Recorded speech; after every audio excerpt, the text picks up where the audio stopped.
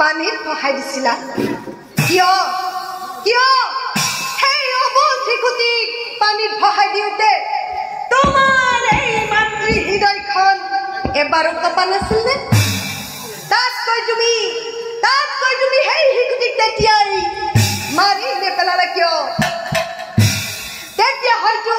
সেই শিশুটি আজিকালো ঘৃণাৰ পাত্ৰ হ'ব নালাগিলেহেঁতেন আৰু এতিয়া আহিছা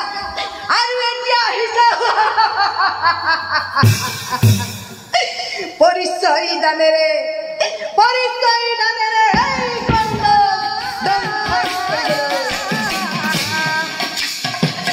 পিতৃ মাতৃৰ চাতুৰালি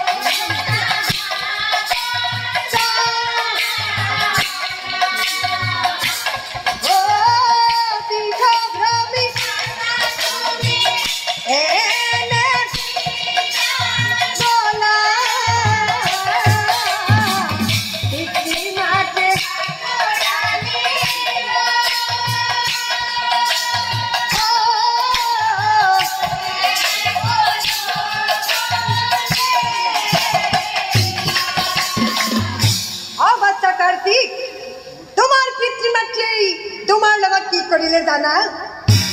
তোমাক তীৰ্থ ভ্ৰমণ কৰিবলৈ পঠাই তোমাৰ পিতৃ মাতৃয়ে গণেশৰ বিবাহ পাতি দিলে আৰু গণেশৰ বিবাহ পতাই নহয় গণেশ এতিয়া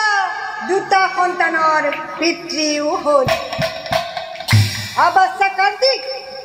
এইখিনি কথা যে মই তোমাক ক'লো তুমি কিন্তু কোনো কাৰণত গৈ মামা মামীৰ আগত নকবা নাৰায়ণ নাৰায়ণ